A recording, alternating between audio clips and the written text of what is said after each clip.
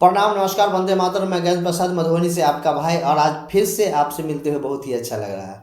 और आज फिर मैं एक चर्चा लेकर आया हूँ आपके पास, आदरणीय बरखा दीदी का। उसमें हम सभी समझेंगे, सुनेंगे कि हम सभी ने बड़े ही उत्साह और उमंग से किसी के कहने पे शिव को अपना गुरु बनाया। और मैंने कहा कि हे शिव, आप मेरे गुरु हैं, मैं आपका शिष्य हूँ, आप मुझ पे दया कर दीजिए। लेकिन क्या वही उमंग, वही उत्साह आज भी है? आज भी क्या हम शिव के प्रति ईमानदार हैं, अपने गुरु कार्य के प्रति ईमानदार हैं, या पद, पैसा, प्रतिष्ठा के लोभ में हम सभी आ गए हैं? शिव चर्चाओं को शिव चर्चाओं को हम सभी व्यापार बना लिए हैं। बड़ा ही मार्मिक विषय है, और मैं उम्मीद करता हूँ कि ये 6-7 मिनट हम सभी के लिए बहुत ही अच्छा समय गुजरेगा, क्योंकि अभी हम सभी महागुरु महादेव की बातें सुनेंगे। माध्यम भले ही बरखा दीदी हैं, आदरणीय बरखा दीदी हैं, लेकिन शब्द तो सभी साहब श्री के हैं, जो महादेव के द्वारा आया हुआ है। तो आइए हम सभी जानते हैं साहब श्री की एक एक शब्दों को, जो आदरणीय बरखा दीदी के माध्यम से हम लोग के बीच आ रही है।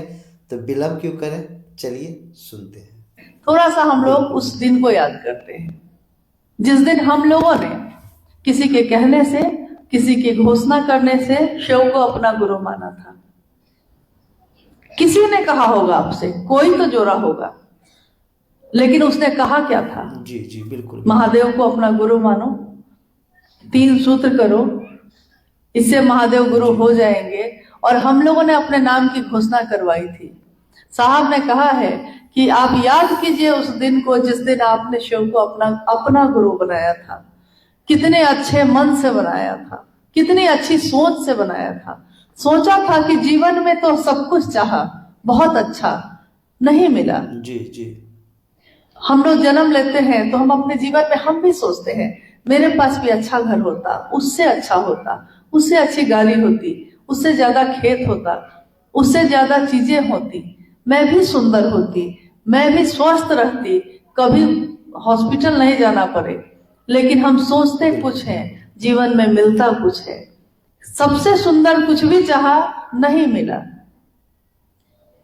सौभाग्य ऐसा हम लोगों का है कि इस काल में हम लोगों ने जन्म लिया, जिस काल में शिव की शिष्यता की बात साहब हरिंदर जी के द्वारा आई। तो हम लोगों के जीवन तक भी ये बात आई। हमारा सौभाग्य ये है कि हम लोगों ने, सबने शिव को अपना गुरु बनाया। साहब ने लिखा कि उस दिन को याद कीजिए कि कितने अच्छे मन से आपने माना था, सोचा था कि खुद भी शिव के शिष्य बनेंगे और दूसरों को भी प्रेरित करेंगे। इतनी अच्छी मनसा से मोहब्बत के रास्ते पे चले थे, प्यार के रास्ते पे चले थे। शिव की शिष्यता सारी वर्जनाएं तोड़ती है। शिव की शिष्यता जाति का बंधन तोड़ती है। शिव की शिष्यता अमीरी गरीबी का भेद मिटाती है।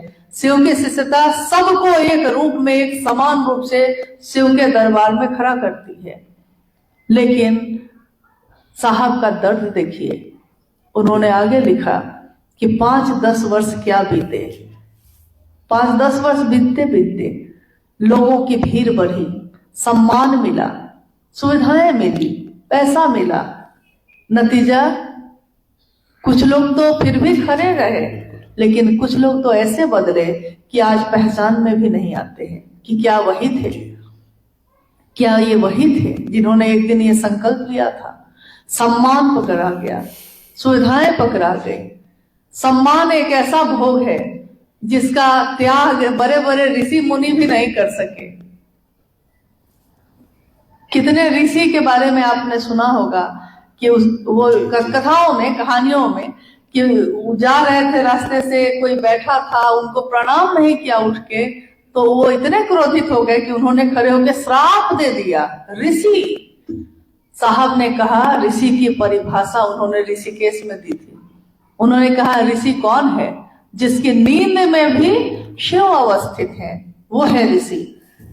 ऐसा नहीं है कि हाँ, मतलब एक तरफ ईश्वर की तरफ बढ़ रहे हैं और दूसरों के लिए आप अशुभ सोचते हैं, उसको श्राप देते हैं, तो वो कैसा ऋषि? और जी। कितने दर्द से उन्होंने ये बात लिखी है कि 5-10 वर्ष क्या बीते, मोहब्बत तिजारत में बदल गई, व्यापार में बदल गया। मेरा क्षेत्र, मेरे लोग, मेरे लोग, मेरा क्षेत्र, शिव की बनाई दुनिया में हम रहते हैं। सोचिए, उन्होंने एक शिव के शिष्य ने हम लोगों को क्या संदेश दिया। उन्होंने कहा कि शिव की बनाई दुनिया में आप रहते हैं।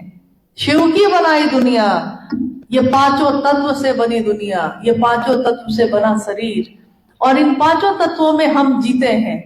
सांस लेते हैं तो महादेव की दया है, पानी पीते हैं तो महादेव की दया से, आग जलती है घर में तो महादेव की दया से, ये आकाश, ये हवा, ये मिट्टी, सब महादेव की दया से।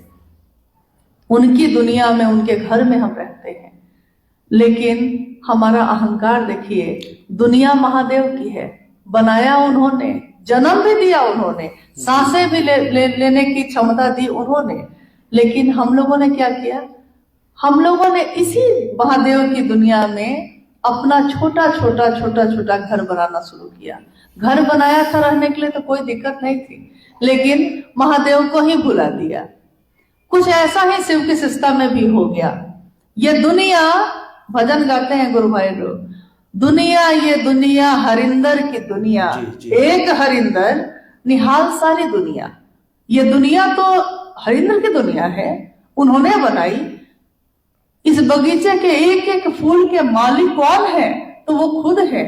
इस बगीचे के फूलों को सींचा किसने? पहली बार जब ये बगीचा बनाया तो किसने अपने खून पसीने से सींचा था इसको? राजमणि दीदी नीलम आनंद जी ने।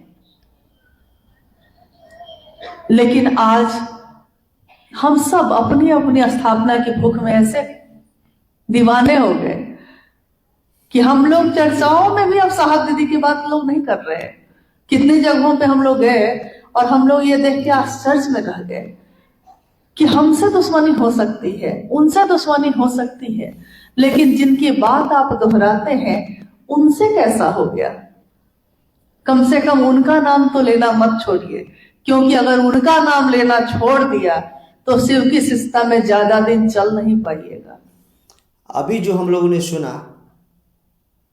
सुनकर जरूर अपने अंदर एक नई चेतना का विकास हुआ होगा कि हम सभी जो संकल्पित हुए हैं कि शिव हमारे गुरु है, मैं उनका शिष्य हूँ, तो शिष्यता के राह पे कोई बाधक नहीं बनेगा।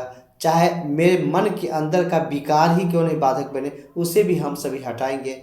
आइए सबको मिलकर प्रयत्न करते हैं कि साहब श्री की बताए हुए मार्गों पे स्वयं भी चलेंगे और अन्य भाई बहनों से भी आग्रह और निवेदन पूर्वक आग्रह करेंगे कि आप भी साहब श्री के बताए हुए मार्ग पे चले और जन जन को बताना है कि शिव हमारे गुरु हैं। आइए शिव को अपना गुरु बनाएं। फिर मिलते हैं किसी अन्य वीडियो में आपके साथ। तब तक के लिए प्रणाम, नमस्कार, वंदे मातरम।